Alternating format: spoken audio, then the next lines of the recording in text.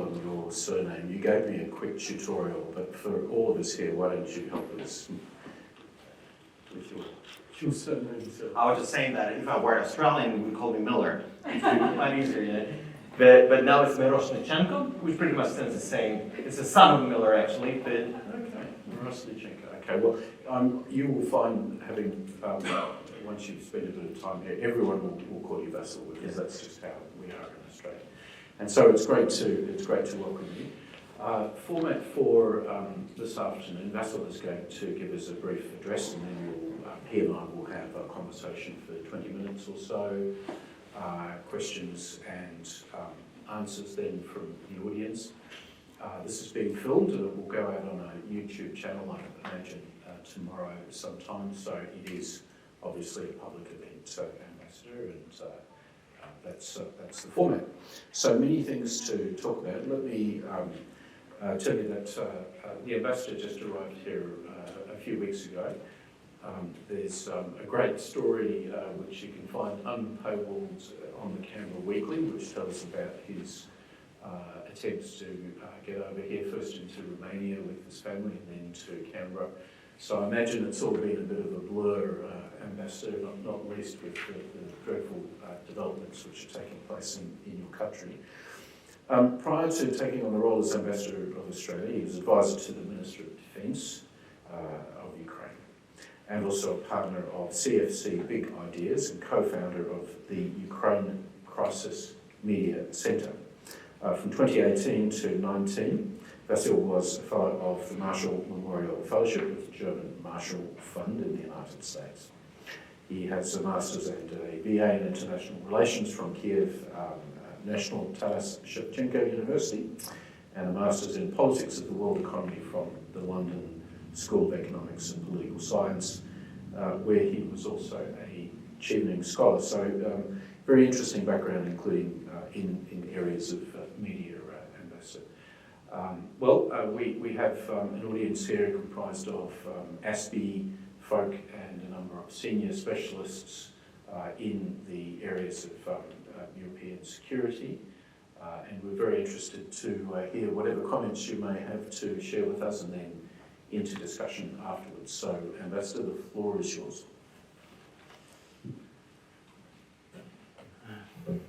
thank you very much. I'm extremely pleased to come here to OSPI today, and that's great that we could do this event maybe at a late notice, but I'm very happy and excited to see such an interest towards what's going on in Ukraine right now. Of course, it's for obvious reasons that we are all watching the developments in Ukraine and how everything is unfolding. I believe it's extremely crucial for many different reasons.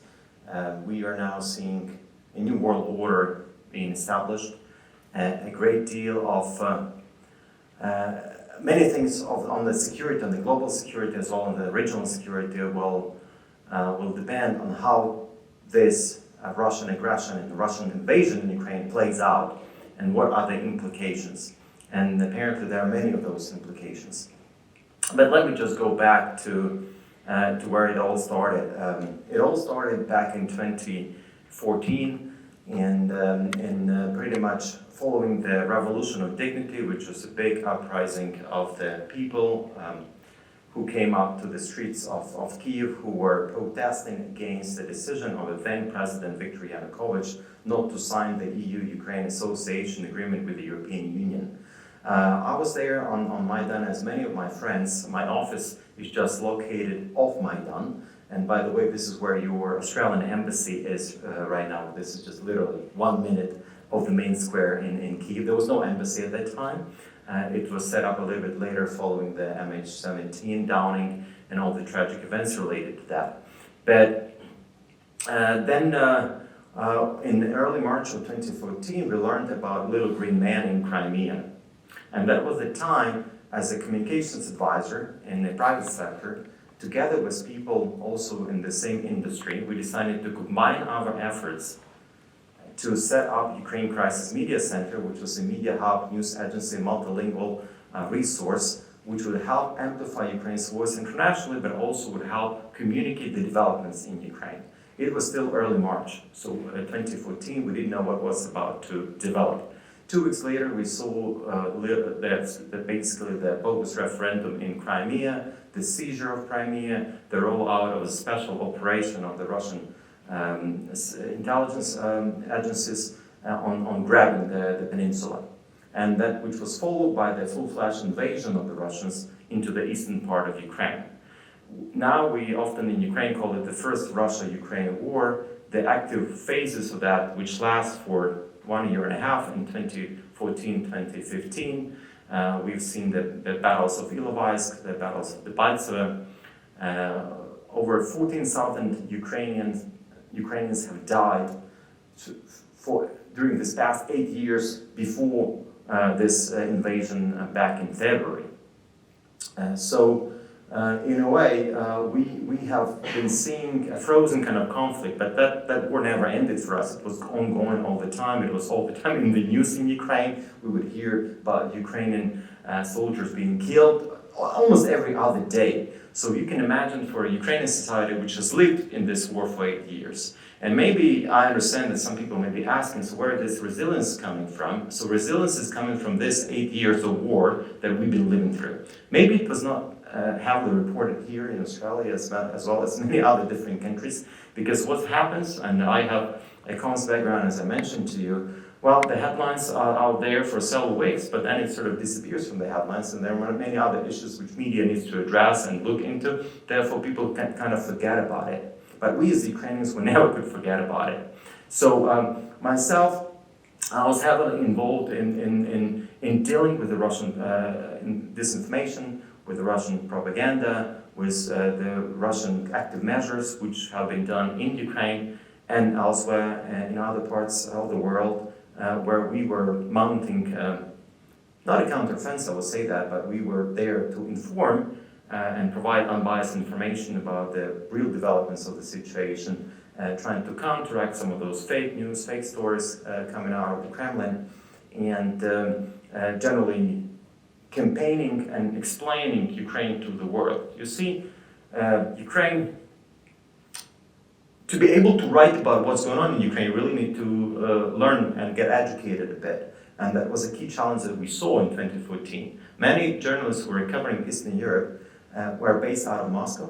Many of them had very little understanding of the Ukrainian history, of the Ukrainian economy, and anything related to Ukraine, to be frank.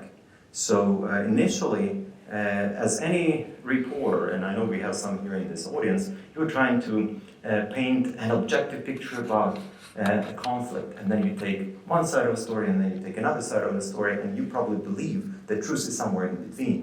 The problem is, it's not the case, and it's never been the case, because when you take one part of the story and another part of the story which is manufactured, which is invented, which is totally fake, you come up with a story which is not accurate. And that's how the Kremlin has been abusing the freedom of press, the freedom of media, in terms of getting their message across. Because we need to be cognizant of how Kremlin works and what is a hybrid warfare and what tools are being employed by Russia to undermine, to divide societies, to conduct this hybrid warfare. And that's now, of course, Ukraine has been a battlefield for this for a long time, which is now followed by the real hostilities and the real military invasion. But it's all been preceded by this major hybrid warfare, which combined both direct intervention and military intervention, along with information offensive, along with other different special operations conducted against Ukraine. And also not only against Ukraine, but against the entire free world and all the democracies in the world. And we have seen that in the US during the presidential elections there in 2016. We've seen that in Britain during the Brexit.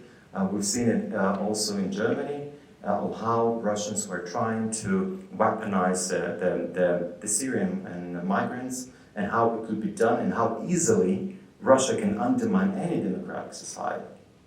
I shouldn't be quoting here all these examples, but I'm sure we have a very informed audience here who really know what I'm talking about. I'll be happy to delve deeper into that if needed. But look, we're now talking about this current situation in Ukraine. I have to tell you, what we have been able to achieve in this past 2 months is that Ukraine has destroyed the myth of this almighty, powerful Russian military. Originally, they had a plan to capture Kiev in less than 3 days. They haven't been able to achieve this objective. Ukrainian resistance has been very fierce.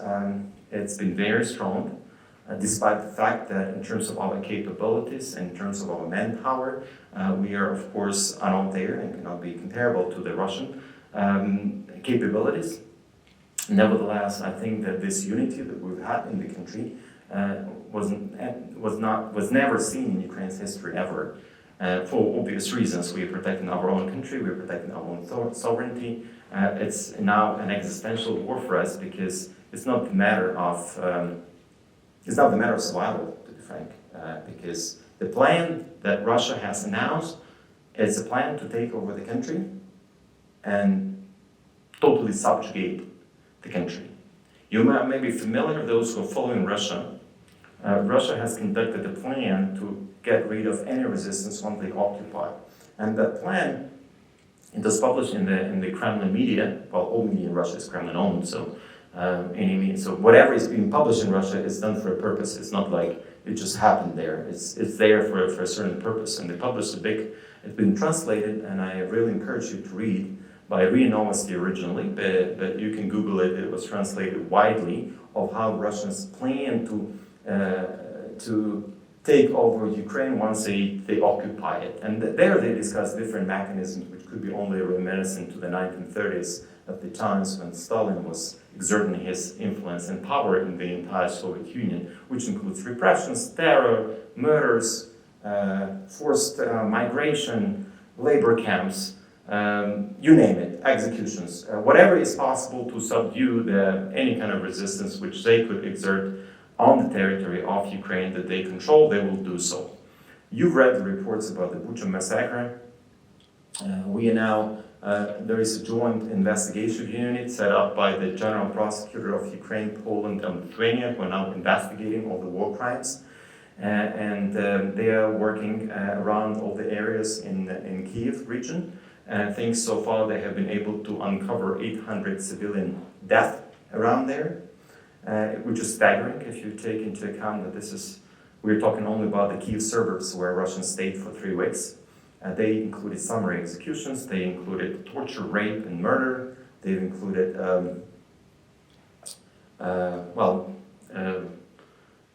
all possible war crimes and crimes against humanity that you can imagine. If you go and follow the textbook, I think Russians have already committed all of that in Ukraine.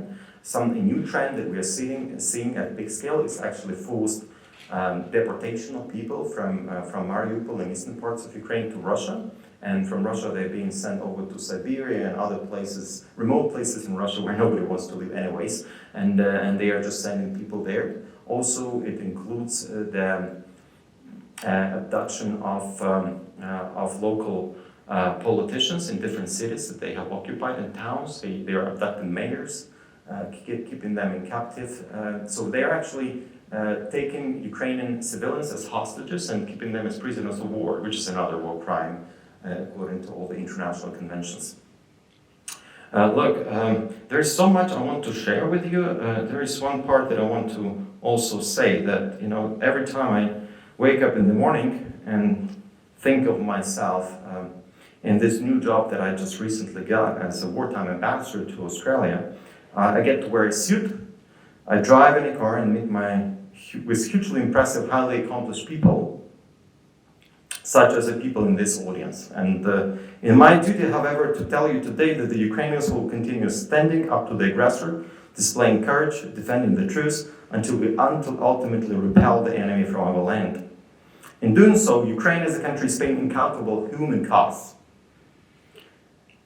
There's also, I just wanted to give you some of the statistics, because apart from the human cost, we also have to pay a huge economic cost, which is out there. A single humanitarian food box costs around £10 per person per day. Sorry, it's in pounds, I got these numbers in pounds. A single bulletproof vest costs around £400 per day. Not per day, but per item. A single anti-tank missile for FGM-148 Javelin costs around $160 £100,000. A pack of 100 IMHET tank rounds costs about £250,000 for the round of 100 of those, which you need. And now in the times of war, any tank can take up this pile in less than 3 or 4 days. So in terms of, and I'm not even mentioning all the destroyed infrastructure in Ukraine, our bridges, our schools, our hospitals, residential buildings. Out of 5 million people who have left the country since the outbreak of the war, it is considered that 25% of those have their houses destroyed. So these people have nowhere to return to. There are almost 7 million internally displaced people who have come from the capital, from the south, from the eastern part of Ukraine. They have sort of come central to the western part of Ukraine. The estimate of the cost so far would be probably around $1 trillion US dollars in terms of the damage to infrastructure and to our economy. 70% of our export, which last year was $68 billion, goes through the Black Sea ports. All Black Sea ports are now blocked. We cannot export any of our yields from the previous year, and that includes all the agricultural yields, grain and sunflower oil, other vegetable oils, animal feed. As you know, Ukraine is one of the biggest exporters of food products in the world, and this situation is undermining food security. Many countries in the Middle East and Africa will starve because of this Russian invasion into Ukraine. But more so, this whole blockade of the Black Sea ports is paralyzing the Ukrainian economy, and something needs to be done to stop it. Look, there's so much I want to share with you. We'll carry on in a conversation with the director here, and I will be happy to take your questions because there are so many different areas we can delve into and talk more thoroughly. And here I'm happy because there is a very informed audience, so you know so much about what's going on in Ukraine. So I'll be happy to try to give you my answer. I'll also be happy to hear your ideas and your thoughts on this on the Russian war in Ukraine. So thank you. Thank you. Well, as you say, so many things to talk about, Vasyl. I was going to start with the question about the resilience, but I think you've explained why it is that your country, with its backs against the wall, is going to just continue to fight. Let's talk instead about one of the things I've been struck by has been that President Zelensky's highly successful comms strategy for dealing with the international community. And I think that's also balanced with a very successful strategy for talking to his own population quickly, in sort of real time about what's going on. Now, with your background, can you give us some insight into how that strategy has been developed? And you know, what's the thinking around the president about how it needs to make use of this connection to the wider world, but also domestically to their own population? I think a lot of the communications comes natural to the president. He comes from media industry, from entertainment industry, so he understands the power of talking and communicating to people directly. This is what he has done since he announced that he will join politics 3 years ago. We could really observe his campaign and campaigning for the president, which I think will be studied by political scientists for many years to come. You know, he produced a series about a history teacher who became a president, and that was film, it was a movie, it was a show, right? And then he decided to run for president, and he was elected with a landslide victory over 70% of people supporting him. By the way, the ratings for the president now are over 90%. And of course, many people were skeptical about his victory, though it's been supported by the majority. But still, of course, in the intellectual circles, people were skeptical about what's going to happen to the country and how the president can go on. However, he's been a major surprise to many, and he has managed to reinvent himself, and he's now a global hero. He's on all the headlines, he's all the covers you can imagine of all the magazines. They're putting Vladimir Zelensky here. And I have to tell you personally that when I was in the parliament on 31st of March, when he addressed your parliament here, both chambers. That probably was the day when I really felt how proud I am to be Ukrainian, because that was just only a week since I arrived into Australia. And for me, seeing so much support here from all parties, from all corners of the Australian society was very special. So, coming back to your question on comms, look, and you know, the good thing about Zelensky, that he's been now a president almost 3 years, but he's always, in his comms and in his posture, in the way he did things, he always stayed down to earth. And this, to be frank, is very difficult for a politician, for any politician, in any country.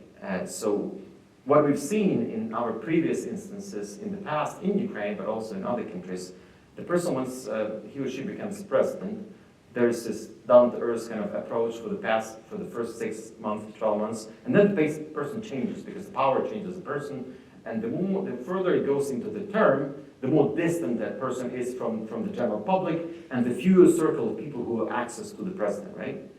And in this particular case, we have a totally new story of what we see with Zelensky. And of course, he understands how important it is to maintain this level of communication with the domestic audience, but also to be able to speak to the international audiences. And as we see almost daily recordings of his public addresses, he does talk to media, though it might be very difficult. 2-3 days ago, they did the press conference in the underground in Ukraine. Ukraine has one of the deepest undergrounds in the world. But the spot was picked because of security reasons, and there was a big press conference actually there on Saturday. You could perhaps see it online, and he understands that why it is so important to do this.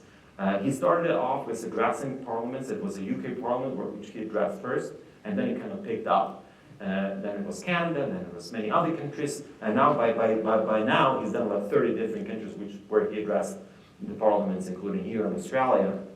And every time he would do it, there would be a major media coverage of that speech. There would be more support coming, and I shouldn't be going far to tell you the Bushmaster story. It was actually in the parliament that President Zelensky had specifically asked for Bushmasters. And next day, and actually it was the same day in Ukraine, but it was next day in Australia, that your Prime Minister Scott Morrison has confirmed that the government would supply those Bushmasters. And this is probably unheard of speed for Australia for sure, but also maybe for any other country in terms of the turnout, in terms of providing military assistance at such a quick. In no time, basically. Yeah. It's just been a remarkable experience to see his sort of pitch-perfect approach every time, it sounds to me. And you know, I know, having worked with politicians, how much effort that goes into delivering that kind of output. Let me ask you about a very different person in the form of Vladimir Putin. And I think to myself, you know, here we had a situation, June or July last year, Putin writes that 7,000-word essay about the brotherhood between Ukrainians and Russians, the history that ties these two countries together, only to then engage in the most bloody campaign of fighting that we've seen in Europe really since the Second World War. What's his war aim? What do you think is his objective that he's trying to achieve by this?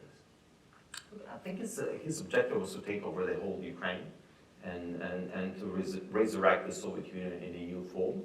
I think that's pretty clear. That goes back to the article is actually a very good indication of what his plan was. He does not recognize Ukrainian sovereignty. He does not recognize Ukrainian language, Ukrainian culture. He believes that we got independence because it was just a mistake. And he's been very persistent and in this, not only persistent, but he's been consistent in this messaging. We just didn't hear him, or well, you didn't hear him. We heard him, of course, all the time. I think going back to the times of George W. Bush, so it was still in the 2000s. And during the meetings with George Bush, he would tell him directly, say, look, I mean, Ukraine does not exist. I mean, this is just a mistake. It needs to be corrected. And it was only the 5th or 6th year of his presidency, so it was kind of different Vladimir Putin we used to know. But he was already very direct and open about what he was thinking about Ukraine, Georgia, Moldova, and all the countries which have emerged on the map after the collapse of the Soviet Union. So it was something that he kind of believed in. The thing is that with what we've seen during the past 8 years, it has reached a new level.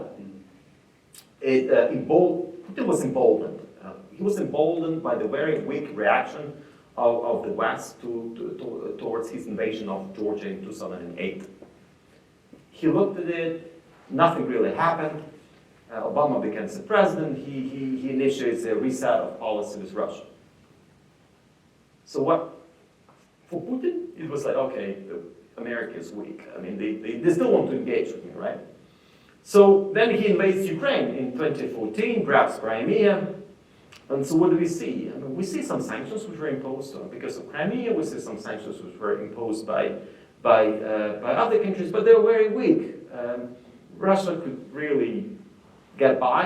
The prices for commodities were growing. Economy was booming in a way. So not much damage to Russia. Russia is still part of the international community. And at the end of the day, all the initial sanctions and that were imposed, then they kind of didn't really work because those were not real tangible sanctions, to be frank. All our pleas to the West and to the world saying, look, the Nord Stream 2 is a political project, it's not a commercial project. They were met, it was on deaf ears, basically. Nobody would listen to Ukraine. They say, look, we need to still work on the European economy. Our European economy, EU economy overall depends so much on the Russian fossil fuels and on the oil and gas and coal. And Russia is a big market for many European producers of food products, cars, luxury products. It's still a big country, 140 million people there, right? And Russia felt like, look, this looks like, whatever we do, at the end of the day, they still do business with us. They still want to engage with us. So why don't we just take over Ukraine? Because it looks like a good opportunity. The withdrawal of troops from Afghanistan was a disaster. There were elections coming up in France, a new government in Germany. It looks like a good opportunity. Why don't we just invade Ukraine? And this is what they did. Those stories, and actually the stories, and just following the developments about the buildup of the troops and their communication and kind of their legitimate security concerns and all of that, it was a smokescreen. It was a smokescreen. They had a plan to invade Ukraine from the very beginning. It had nothing to do with whatever NATO or US whatever answer there was. I mean, unless the answer was, yeah, take over Ukraine, we don't care. That was the answer they probably would not. But still, there would be huge resistance from Ukraine. I mean, it wouldn't be able to just take over Ukraine. It was still out there. And yes, I think Vladimir Putin is he likes symbolism. So he looks at different dates, and he's crazy about those dates. So even if you look at the dates he picks for the invasion, for starting the war, there is a reason for that. There is always kind of something that he pursues. So like, for instance, now, his initial goal of taking over the whole country have failed. Now they have a plan to take over Donbass and Donetsk and Luhansk regions, build a land bridge to Crimea, and they want to secure that by May 9th, which is kind of a sacred day in the former Soviet Union countries. And and stage a big parade in Mariupol, or maybe Kherson, I don't know, in one of those occupied cities which it has. Then you have to look that this December, it's going to be 100 years since the Soviet Union was created. So a great deal is also done around this date, and believe it or not, and the idea was to he's already taken over Belarus, take over Ukraine, and we don't know what was said in Kazakhstan that we could follow very closely. That maybe only because China said no, Russians have left. But anyways, that was some of the dates that Putin is always pursuing. Was he rational? You see, the problem is what I think the biggest mistake is for the Western analysts as well as for the reporters that we all analyzed Putin from as a rational player. And from a rational standpoint of view, it didn't make any sense to invade Ukraine.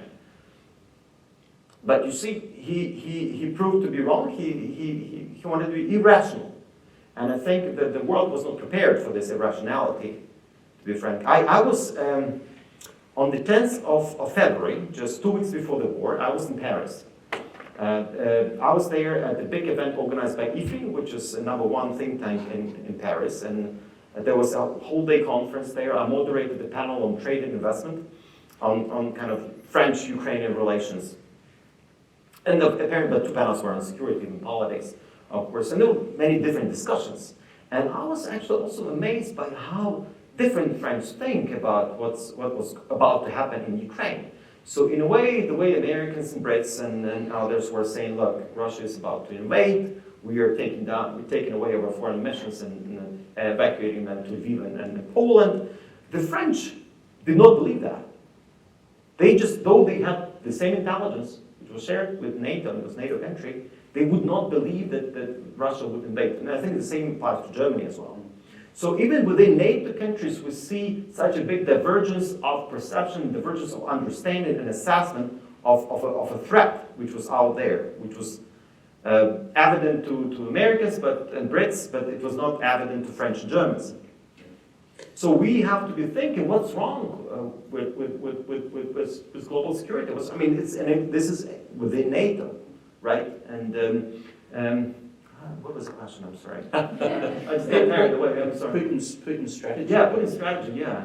But look, there's another element to this, Vasyl, which is, it seems to me he must have been badly informed by, FSB, Fifth Bureau, the blokes that are supposedly responsible for the former Soviet territories. If they thought there was going to be any degree of resistance of the level that they found, surely they wouldn't have chosen to do this. I mean, they've really destroyed a large part of their military now. And so I think it also points to the sort of poison inside the Russian system that no one seems to be able to give the president honest advice about the international situation they're facing. Yeah, for sure. But you have to look, and I'm sure many of you watched this meeting of the National Security Council in Russia just 2 days before the war. And you've seen all the people lined up, and then they all had to stand up and say that yes, we support this invasion, basically. So they are all kind of complicit. So everybody is complicit in this whole situation. But you could see also how petrified those people were, and how scared they were. And it actually tells you a lot, because you see, Putin is a dictator. I mean, there is no group of people who are making decisions. It's just only him, just one.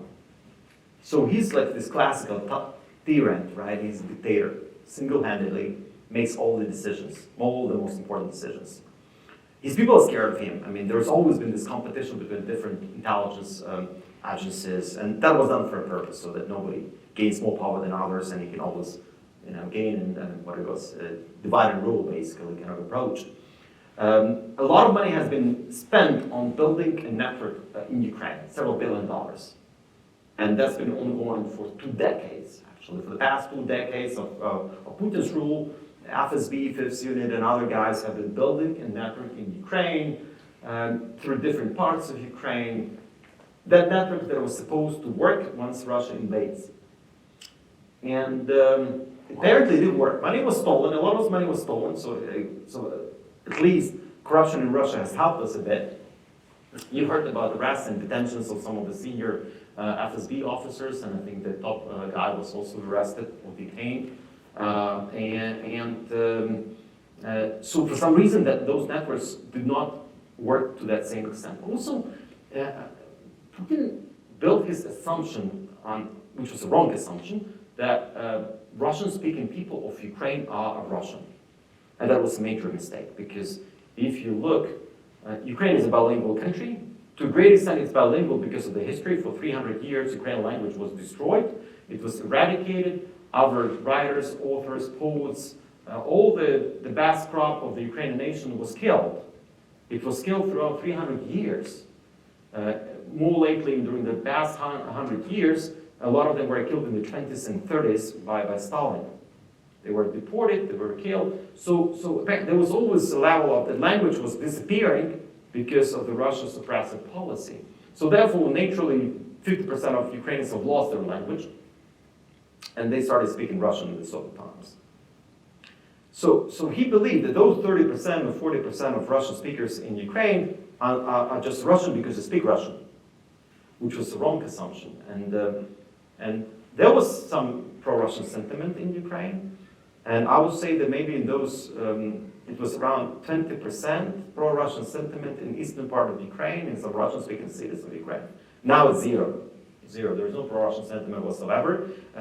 Putin destroyed all the Russian-speaking cities of Ukraine. Chernihiv, Kharkiv, Mariupol, Sumy, Kherson. This is the most Russian-speaking cities of Ukraine. They have zero loyalty to Russia. Even in the occupied Kherson, you can see how people are defined. They come to the streets, they protest. A lot of them are terrorists, some of them are killed, and they still keep on doing it. So that tells you a lot about the assessments, about whatever reports they get. But you see, there was an interesting piece which was published, allegedly leaked by one of the senior FSB officers, where he talks about this phenomenon. And phenomenon is very simple. It's like from top down, right? So everybody knows what they want at the top, right? So whatever analysis they've been asked to do, they're just going to tailor that analysis so it meets the expectations of whoever is at the top. So everything is flawed. So I think this is a particular case that we have, that they kind of knew the expectations of the guy at the top, that they prepared all the analysis and assessment, which was flawed, because they were scared to provide anything which would not meet the expectations. President Zelensky, I think it was in that bunker interview, said that, look, this was not the end of Russia's war aims. Russia was going to, continue to threaten a number of countries. Moldova already seems to be accepted that that's part of the plan. But NATO countries, I mean, what's your view about the risk to Poland, Romania, to the Baltic states in this current environment? Look, it's very difficult to provide any assessment in this particular situation. I think the big threat is for countries like Moldova and for countries which are not part of NATO. Georgia, some Central Asian countries. Of course, many Central Asian countries are still under such a very heavy influence of Russia that they don't really going to see any kind of resistance there. But you have to keep it in mind that Russia, in their even narratives that they're promoting, they're fighting NATO. They're not fighting Ukraine. So if you watch Russian news, it's all about NATO. It's not about Ukraine. So the narrative that Russia is promoting, that they're already at war with NATO. They talk about the military supplies which are coming there. This is their war against NATO. So sooner or later, they want to challenge NATO. And there has to be a response. How they're going to do it, I don't know. But if they've sent missiles into Lviv, which is only 30 kilometers from the Polish border, what if one of those missiles hits Poland? What's going to be the response? Two more questions from me, and then we'll go to questions from the audience. First one is, it seems to me, also with the American senior delegation that's just visited Kyiv, that there is now Western consensus that they are going to supply increased quantities of weapons. Is this going to be enough, do you think? What does Ukraine need to actually continue to succeed on the battlefield? Look, we need some heavy weaponry, we need jets, we need tanks, we need protected vehicles, we need heavy artillery, we need offensive weapons, we need some real stuff. And long-range missiles, we need modern air defense systems, we need Patriots. We need it all, I'm sorry, we just need it all. And I think the fact that we've been able to resist for this 2 months is actually the reason why we're getting this support now. Because initially, there was no belief that Ukraine can resist for so long, having been so undersupplied with many of those modern technology and modern weaponry which Russia had. So now we need it all to be able to defend defend Ukraine, to defend Europe actually, and to defend all the values and freedom and democracy, all is out there. So we are there in the trenches for you people basically, because look, if we fall, the consequences we're going to see globally will be enormous. The president of the country can take over another country by force. This is going to create a domino effect all over the world, including here in the Indo-Pacific. So a consequence of that, of your comments, Vasyl, is Australia should be doing more as well. I mean, Yes, what should absolutely. Australia do? Yes, send more Bushmasters, send more anti-tank and anti-ship missiles, send harpoons, send whatever you can, because look, time is very valuable here. Given that if you look at the commitments and pledges of what is to be supplied to Ukraine, and the time before it arrives in Ukraine, it takes time, and people die in Ukraine. Let me take this microphone. Yeah. And therefore we just have no time. We just need it now, because you've seen the atrocities which are committed by the Russians in Bucha, in Mariupol. This is what's happening right now in Kherson. This is what's happening in other parts in Melitopol, in other parts which are not occupied by the Russians. This is the level of suffering of the civilians is staggering. It needs to be stopped. The only way we can stop that is actually when we can repel the Russians and push them out of Ukraine. So that's the only way. My last question before I go to the audience is just about humanitarian support. I think there'll be a lot of Australian citizens as individuals that will be wanting to know what can they do to assist. Yeah, that's a very good question. Look, so there's humanitarian assistance is crucial. There are all these displaced people, and there are kind of different streams or tracks which you can follow. There is food supplies, medical equipment, whatever they could be sent to Ukraine to help those people who need it, right? There are different areas. There's educational system. All those displaced people who are outside of Ukraine, they're there with kids. Their education is disrupted because of them having no access to schooling, and this is where support is needed. We need help to those people, to provide help to those people who are trying to find a job and source of income in the countries where they are. The numbers of Ukrainians here in Australia are, of course, humble in comparison to the European countries, for obvious reasons, but I understand there are over 5,000 visas have been already issued. Half of those people have probably already arrived here. The government has provided them with humanitarian visas. They have the right to work. They have access to education and medical services. People in Australia can help them find a job. They can shelter them, provide them temporary accommodation where they can stay before they can look around and see if they're employable. Because many people are just unemployable. Mothers coming with 2-3 kids, they cannot work because somebody needs to take care of the kids. And some elderly people who cannot work because they're just elderly people. So it all depends. But there is a great deal that Australia could do to help us rebuild and reconstruct the country. I hope this war will be over, and we need to repair the country. We need to rebuild roads, infrastructure projects, ports. This is where we'll need your support. And I'm sure that Australia could do a great deal in terms of our ports infrastructure, or roads, or bridges, all that you are so known for, and for the work that Australia has done in the Indo-Pacific region overall. I think this is where we'll need your expertise, your capital, your technical capabilities.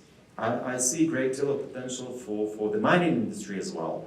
We have the deposits of rare earth metals in Ukraine, such as lithium, cobalt, and others, which could be extracted and processed in Ukraine. This is where we need your, again, technical expertise, capital, and equipment to be able to do that. Tech industry, IT industry. Ukraine has a very vibrant tech industry in Ukraine, and there has not been done much on Ukraine-Australia cooperation, though we have some of the major tech companies which some of them employ over 7,000 or 8,000 people who work in the financial fintech industry and servicing companies in Britain, US, and Europe. and I'm sure we could do a lot with Australian companies here as well. I hope we'll be leading that charge and not sort of sitting back and leaving it to the rest of the world. Vasyl. And another thing too that Australia has shown effectively over the years is assisting in war crimes investigations. And it seems to me that there's going to be a big one after this, and I hope Australia will be able to play a significant role on that. We have probably 10 minutes or so time for some questions, and I might just wait for a mic to come to you, and then please tell the Ambassador who you are, and over to you. Anthony Galloway from the Sydney Morning Herald. Thank you so much for the address, Ambassador. I was in Ukraine for the opening month of the invasion, including spending quite a bit of time in the Donbass region, including on the front line with your military. One thing that struck me is that's a very different conflict going on there than what was going on around the big cities such as Kharkiv and Kyiv. To go to Peter's question again about what kind of weapons you need as we move to Putin's plan B of taking the rest of the Donbass, can you kind of explain why that will be a very different conflict and why you perhaps need very different weapons, including much more offensive weapons in that part of the world where you're dealing with very established positions, trenches that have been there for years now, and very hardened established positions. Right, yeah, you're right about some trenches which have been there for years, but there are many new ones which were just erected more recently during the past month. But look, just to give you an example, an Anvil javelin could be fired from a distance of a kilometer to hit the tank. If we have a howitzer, we can launch it from a range of 40 kilometers, right? So that's an advantage that Ukrainian armed forces is going to get. So we need these new modern weapons to be able to repel the Russians, to be able to push the Russians with fewer casualties on the Ukrainian side. So I think this is apparent what we have and why we need this new weaponry. And of course, in terms of this new artillery, especially, that's the only way how we can fight it. Look, the problem we have is we are not protected from the sky, and Russians have a complete dominance in the sky. So we have these air defense systems which only work around Kyiv and some other parts of Ukraine, but in many places we just have no protections against the cruise missiles, against all the Russian jets and other missiles and bombs which Russia is using against Ukraine. Thank you. Marcus? No. Thanks. I'm Marcus Haller from ASPI. I guess my question is, how does this end in the long run? So, hypothetically, if you negotiated a settlement that somehow recognized the Russian annexation of Crimea and Donbass, then Putin goes home, waves to the Russian people a huge victory, and then in 10 years' time, when NATO's gone back to sleep and the EU's gone back to sleep, we just have the next step of this long war. So what's the solution other than Putin having a heart attack and Russia somehow, returning to its senses? Look, if Putin has a heart attack, we have to see who's going to be next in Russia. Looking at the guys around him, they're no different. Yeah. And there is no opposition in Russia, there is no plan of succession, and it's the same country. So I wouldn't hope too much for his death. Though I think that he may be eliminated by his own people, of course, but again, we don't know who's going to lead the country. There is no, it's all controlled by the government. So that's one thing. Another thing, for Ukraine to move forward, we have to have strong military capabilities. We have to be heavily reliant on our military capabilities, which we need to adapt to and change and reform to all the NATO standards. I do believe we should become a NATO member state, and that may, that's still an official position of the country. It's part of our constitution, it's NATO integration. To be frank, if we joined NATO in 2008, 2010, there would be no war now, but we do have it now. That's the only solution as a state. Even if we don't join NATO, we do have to have very strong military capabilities so that to deter Russia from any kind of invasion. Now, whatever treaty is going to be signed, of course, every war ends with the treaty, but how can we secure that this treaty is being abided by the Russian? They have violated all possible conventions and all the bilateral treaties they've ever signed with us, and also on the multilateral level. So basically, they're not worth the paper they're being signed on. So we have to be, aware of this. Therefore, we'll have to invest into our military. We have to invest into our economy. We have to build a strong economy, which will be part of the European Union as a member of the European Union. There is now a plan to put Ukraine on an accession route to the EU. We'll see what happens out of it and how long it's going to last, because we all understand how complicated and nuanced this whole EU accession plan is. But if we see it in June, they even putting Ukraine on an accession plan for the EU will unlock the EU funding, which will be crucial for Ukraine's reconstruction and development. So this is how I see this moving forward. Of course, nobody can predict or give you any fair assessment of what actually is going to happen, and what may happen if Russia decides to use technical nuclear weapons against Ukraine, for instance. So I was just sitting before I came here, there was on the ABC, there was this interview of Lavrov where he again talks about nuclear weapons. And usually when Russians talk about it, they very often just do what they talk about, right? As was the case in Ukraine, though they denied it when they intervened, but they still done said it, and they came and they did it. And so what do we do if Russia uses weapons of mass destruction? What if they use chemical weapons? What if they use nuclear weapons? What do? We just sit and watch? Clearly not. 3 quick questions, please. I'll go to you, Kyle, and then a gentleman over here, and then Malcolm, you'll be last, I think. Thanks, Ambassador. Kyle Wilson, Center for European Studies at the ANU. Can I take you back to what you said about 70% of your exports going via the Black Sea? I want to be provocative here. You could make an argument that unless that blockade is broken, you're finished. You have no income, or you have 30% of your income. IMF is already predicting that your GDP will fall by 45% this year. 45% this year. Now, that blockade can be broken when only 2 things happen, if 2 things happen. First of all, NATO takes collective decision that it will allow you, it will protect your exports. That is, it will confront the Russian Navy. And this will also require Turkey to open the Dardanelles to allow a NATO naval force through. So I just wanted to put that comment to you and get your reaction. You're totally right. We need to unblock the blockade of our trade because it's suffocating our economy. Now that the Polish ports and Lithuanian ports have offered their help, but if you look, still logistically, it's very expensive. For instance, there is a great deal of grain already in the ports, in the grain storage facilities.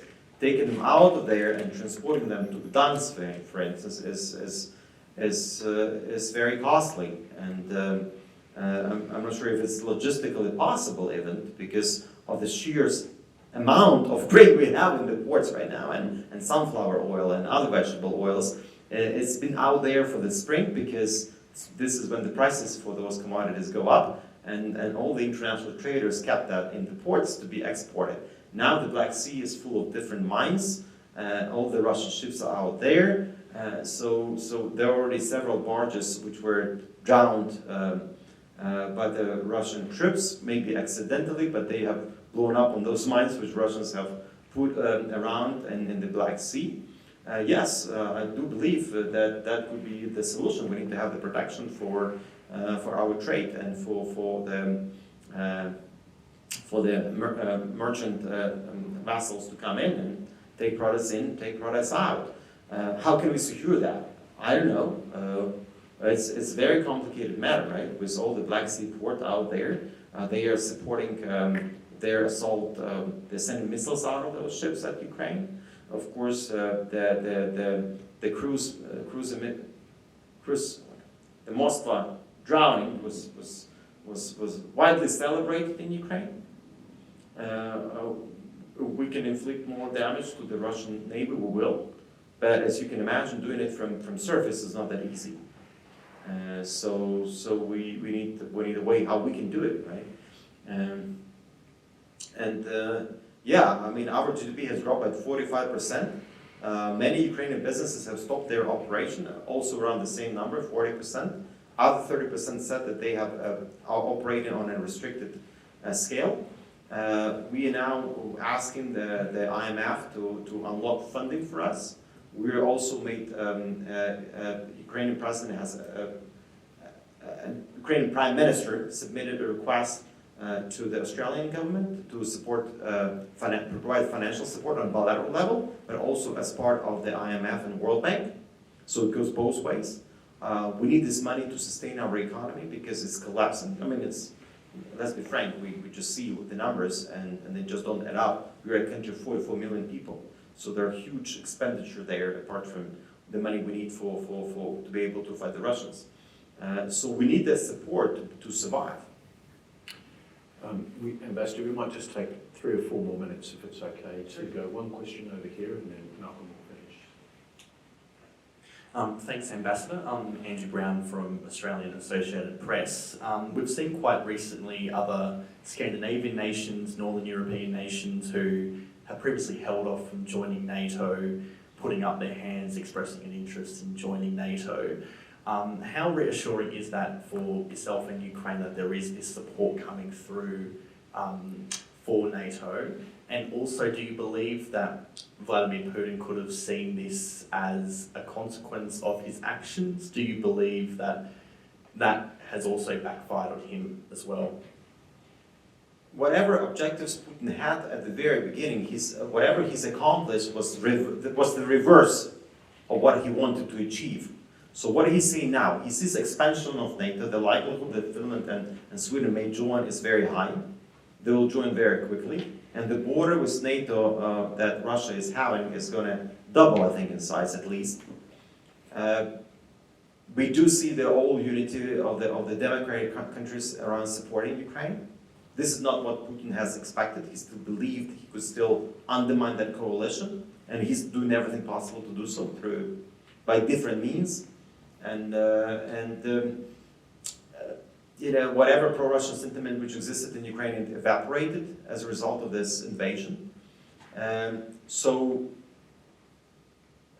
Putin's campaign that he would gain the hearts and minds of Ukrainians very quickly, and they will just what was it used by Lavrov? I forgot. It was the it was in Russian, but the idea was that Ukraine, and we have a listener here, stala beskhoznay, which actually means lost the shepherd, basically. But this is like, the translation was wrong in English. It didn't really provide a clear, the true meaning of what Lavrov meant when he said it. Was like the countries, because the Warsaw Pact collapsed, Soviet Union collapsed, and there were all those countries which kind of roamed around, and there was nobody there to take them to their kind of place, and somehow Ukraine ended up with NATO, but that was a big mistake, and they're just being misled, and now finally they can get back to the brother nation of Russia.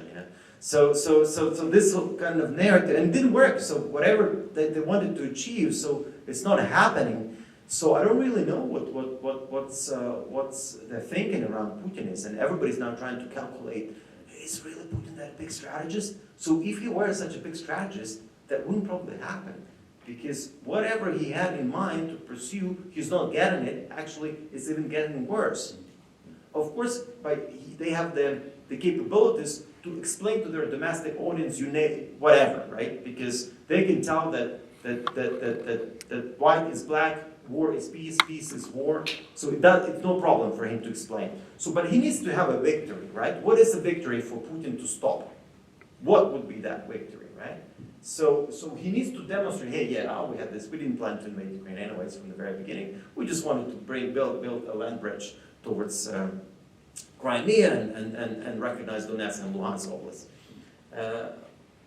And then we get in what? We get into this grinding war, which was going to be maintained for many years to come. And how do we deal with that? I don't know, really. But of course, it's reassuring to see the support coming from Finland and Sweden, that you have to understand the popularity of these countries joining NATO was still not enough 3 months ago. There was still a minority of people who wanted to do that. If you look at the recent surveys done there, it's like around 70% in both countries. It's phenomenal. The countries which have traditionally been, well, Sweden has been neutral historically, and Finland because of the Soviet Finnish wars in the 40s, which have created this special arrangement which existed between Finland and Soviet Union. But now, what if they join? It's going to be only 30 kilometers from St. Petersburg towards the NATO border. How Russia is going to deal with that, I don't know. Fascinating. Malcolm, last question goes to you. Dr. Malcolm Davis-Aspey, you initially talked earlier about the nuclear question, and that was going to be my question, so let me build on that a bit. Obviously, William Burns, CIA director, has suggested that there is extreme concern that Russia may use nuclear weapons, tactical nuclear weapons in Ukraine, particularly if it becomes clear that Russia has decisively lost the battle of the Donbass. So I would ask you your perception of NATO resolve and strength and unity of purpose if Russia does use tactical nuclear weapons in Ukraine, in terms of NATO's willingness then to respond decisively, as opposed to basically more of the same in terms of additional economic sanctions and more harsh diplomatic démarches. How should NATO respond to that scenario where a tactical nuclear weapon has been used by the Russians in Ukraine? And what happens if NATO just essentially demurs from that decisive response? I cannot comment on behalf of NATO, but I'm sure there were plans which are being designed as we speak, or they've been already perhaps designed. I think it was in this Gerasimov military strategy, which some experts say it's not really a Gerasimov military strategy, but anyways, if you read it, it says that they justify the use of tactical nuclear weapons for the purposes of de-escalation. That's the direct quote from that. And what they mean by that is by using tactical nuclear weapons, they actually want to stop the hostilities, so everybody is scared off and everybody surrenders, right? Because Russia has used tactical nuclear weapons. So hence we have this assessment that they may actually use it. And the fact that Putin is talking to international media and is specifically mentioning that, of course it's used as a way to instill fear, to frighten, but nuclear weapons has always served as a deterrent against a big war. Throughout the Cold War, so the fact that there were nuclear weapons on both sides have actually helped to avoid a direct confrontation between the nuclear powers, right? But what can deter Putin now? And again, if he's irrational and if he uses it in Ukraine, how NATO is going to respond? I was speaking at a different gathering somewhere in Sydney the other day, and what comes to my mind, BBC released a film in 2015, and look it up, it's called Inside the War Room, and so it's kind of this fictional documentary, because it's not really, it's kind of a documentary, but it's hypothetical. So they look at the situation in Ukraine, but they kind of make a plan, what if Russia decides to invade Lithuania or Latvia, one of those countries, and use the same kind of hybrid war scenario that they've used in Ukraine by taking over the Russian-speaking cities in the eastern border of those countries, declaring independence and sovereignty of those countries, and then actually, because they are member states of NATO, there is a direct conventional war between the two countries, and it comes down to the nuclear war, right? You have to watch it. Again, and in the film, they actually have real-time senior intelligence military people who are sitting in the room and discussing. And this is kind of their thinking behind of how we should respond to this Russian aggression. Of course, it's a hypothetical situation, but this is actually what's happening now in real time, for real, right? What democracies will do? Because for a dictator, it's very easy to make a decision. He can be very quick, right? If he decides to do something, he will do it. But for any democratic country to come up with a legitimate decision, it needs to go through all the democratic processes within those countries. And that's a weakness which as being seen by Putin from the democracies. And that's what complicates the matter. I'm not usually an optimist in anything to do with strategy, but it seems to me if there's one thing that the American national security establishment is designed to do, it's to stop the Russians from using tactical nuclear weapons. So one can only imagine the conversations that they're having. And I was struck by the comments from Secretary of Defence Austin following the visit to Kyiv, where, you know, he now says that he keeps saying we are winning, we're doing this, and that, you know, a war aim for us, which includes the United States in Austin's language, is we are going to degrade the Russian military to make sure they can never do this again.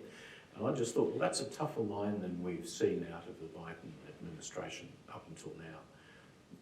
And really the question is there a depth of planning behind that in the Pentagon, which is now, you know, making it very clear to Russia that this is a step they can't take. I mean, of course I don't know that. Vasyl, this has been a fascinating discussion, tough, and I want you to know that we all here are supporting you and supporting your people and supporting your president, and frankly are in awe of the tremendous fighting spirit of the Ukrainians. So stay strong.